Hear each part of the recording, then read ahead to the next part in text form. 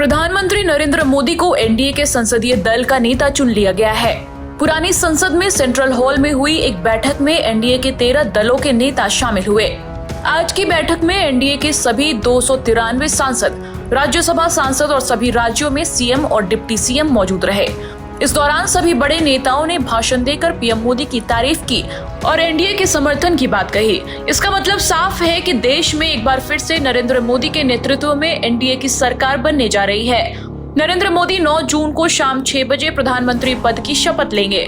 चूंकि बीजेपी इस बार 240 से आगे नहीं बढ़ पाई और बहुमत से दूर रही, लिहाजा नई सरकार को एनडीए के सहयोगी चंद्रबाबू नायडू और नीतीश कुमार पर सबसे ज्यादा निर्भर रहना पड़ेगा।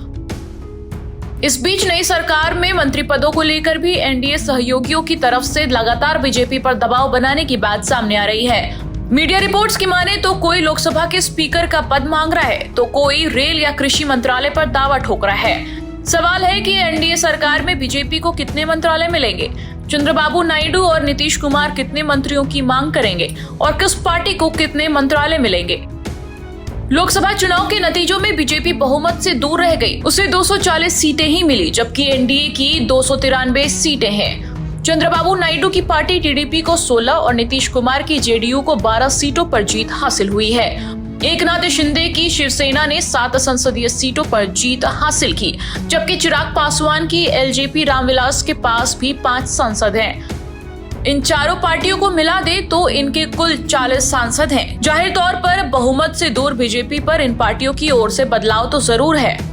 ऐसे में इन सभी के बीच पोर्टफोलियो के बंटवारा बड़ी चुनौती साबित होगी।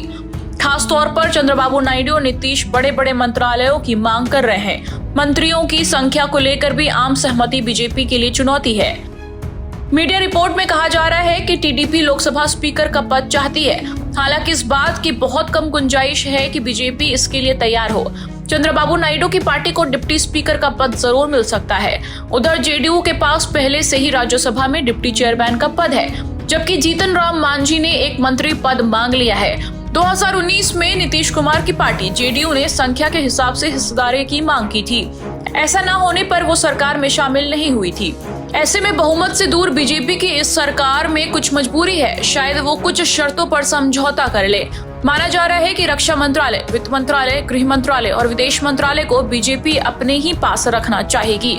इसके अलावा इंफ्रास्ट्रक्चर, गरीब कल्याण, युवाओं से जुड़े विभाग और कृषि मंत्रालयों को भी बीजेपी सहयोगियों को नहीं देना चाहती। ऐसे में अब देखना होगा कि आखिर बीजेपी क्या फैसला लेती है और इससे एनडीए के अहम घटक दलों पर क्या असर पड़ता है।